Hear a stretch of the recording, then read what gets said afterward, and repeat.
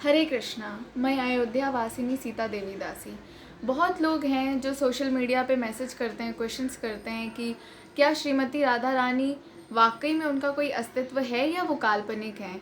और कुछ लोग तो इतना बुरा बुरा कमेंट करते हैं राधा रानी के बारे में कि वो सिर्फ काल्पनिक है, उनका कोई अस्तित्व नहीं है।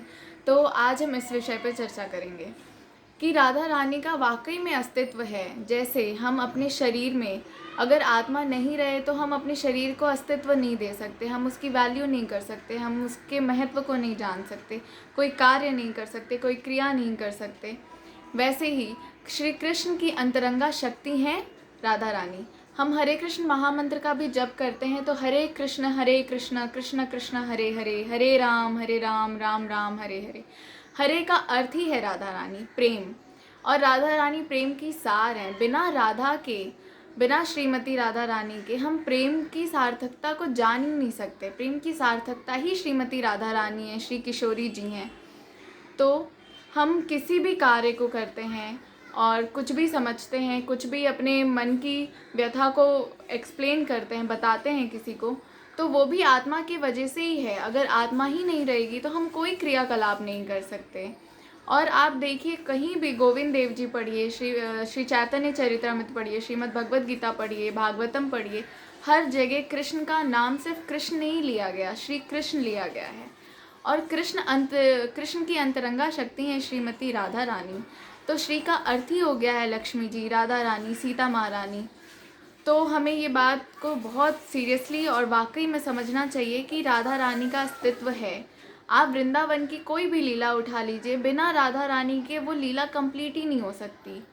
वृंदावन के हर एक एक कण में श्रीमती राधा रानी विराजमान है। और आज भी आप श्री जी चले जाइए, सबसे पहले कहते हैं कि बरसाना जाकर आपको श्रीमती राधा रानी के दर्शन करने चाहिए। वृंदावन जाने के लिए हमें कहा जाता है कि श्रीमती राधा रानी से प्रार्थना करिए कि वो आपको वृंदावन में वास दे, वृंदावन बुलाए। तो उसी प्रकार हमें हर एक एक लीला की समझ होनी चाहिए, उसको हर एक एक अच्छी चीज़। जैसे कहा जाता है कि वृंदावन में जब कृष्ण थे और वो जब जाने लगे तो उन्होंने राधा रानी को कहा कि मैं वापस आऊँगा। और राधा रानी को ये बात पता थी कि पता नहीं कृष्ण आएंगे भी कि नहीं आएंगे, और शायद कभी नहीं आएंगे, लेकिन उन्होंने जीवन भर उनका इंतज़ार किया।